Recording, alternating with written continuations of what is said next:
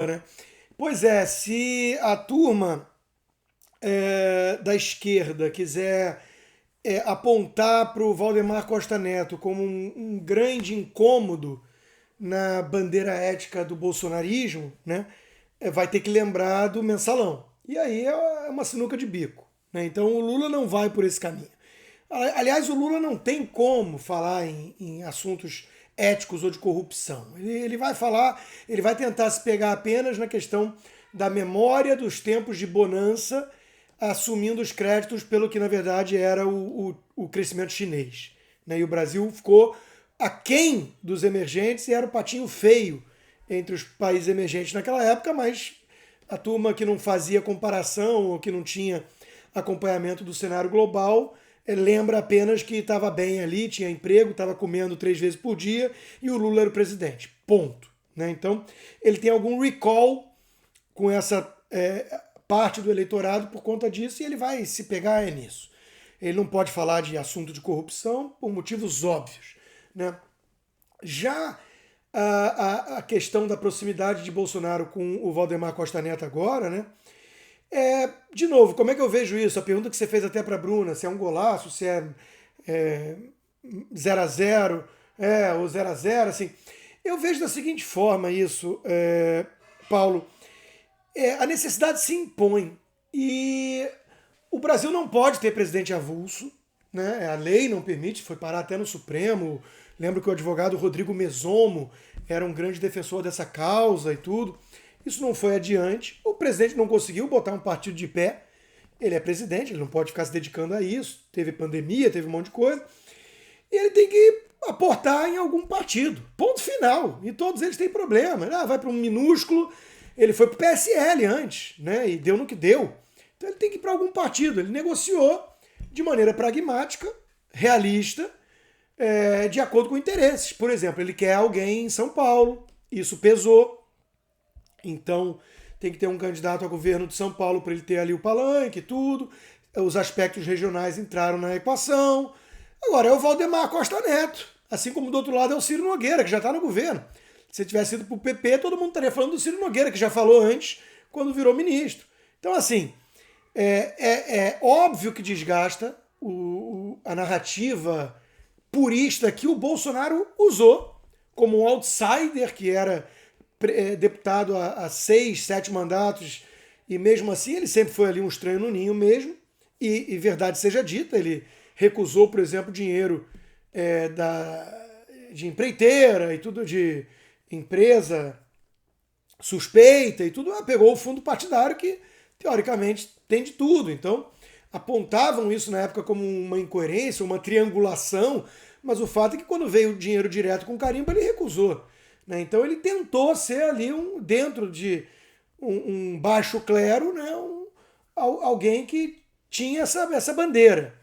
E o discurso dele na campanha foi um tanto purista. O que soa demagogo também, populista. E eu apontei isso à época. Inclusive escrevi um artigo para a Gazeta, bastante atual, né? Em que eu dizia assim: Bolsonaro vai decepcionar os puristas. E isso é bom. Eu ainda concluí assim. Porque senão não tem governo, senão acabou. Senão ou é guerra civil ou ele vai ser empichado, sei lá. Né? Porque você esbarra nas restrições da realidade. Tá, ele tem um Congresso? Não, ele não tem um Congresso. O Congresso é fragmentado, ele não tem base. Ele tentou governar com bases temáticas no início, pressão popular e tudo.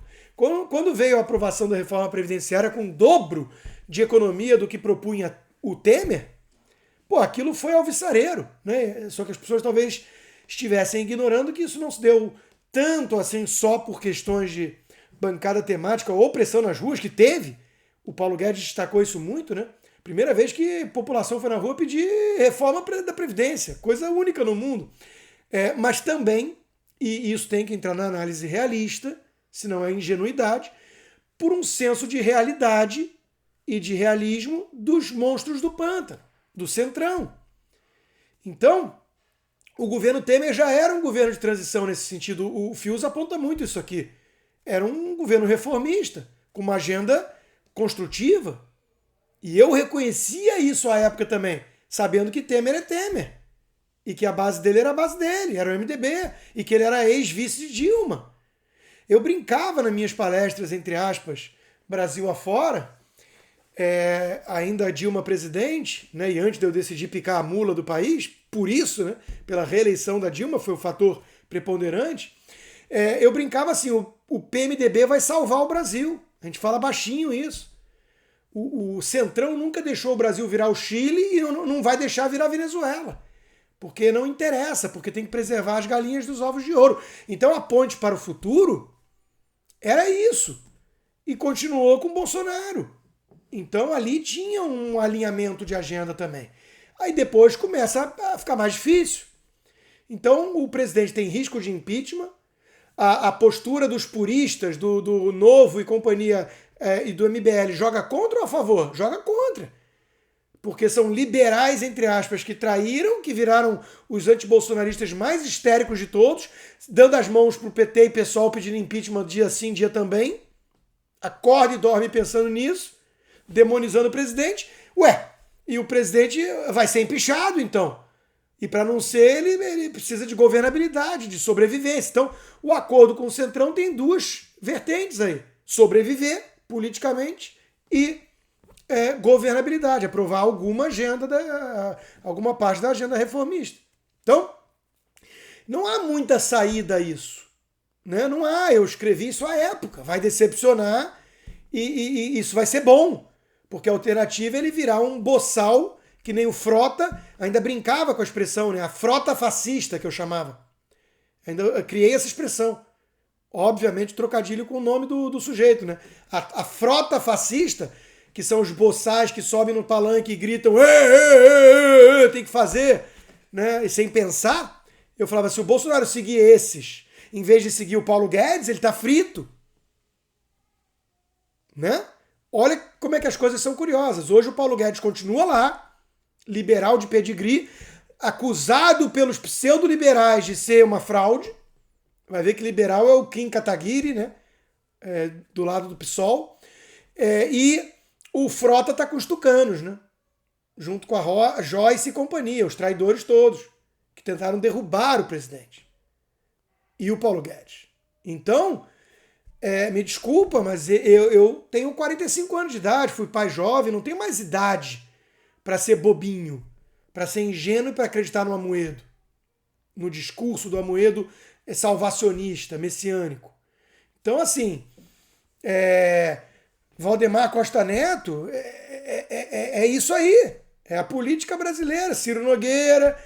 Qual é a alternativa? O Davi Alcolumbre no Senado, né? Traindo, boicotando, impedindo a prerrogativa do presidente de indicar o Supremo, né? O ministro do Supremo. Tá bom. Davi Alcolumbre derrotou o Renan, né? E o Renan é melhor? Pô, olha a CPI, né? Então o Lira, Lira, você tá do lado do Lira, você tá do lado do Lira. Era o Rodrigo Maia, né? A alternativa com o preposto que ele colocou lá. Aquele que lulou. Aquele que tá condenando a RP9, o orçamento secreto, entre aspas, como a coisa mais indecente do mundo, sendo que ele que propôs e ele que lutou para aprovar. Quer dizer, uma palhaçada. É tudo uma palhaçada. Então, eu acho curioso chamar PP e PL de centrão, que tem uma conotação claramente pejorativa, e fingir que o DEM e o MDB não são centrão.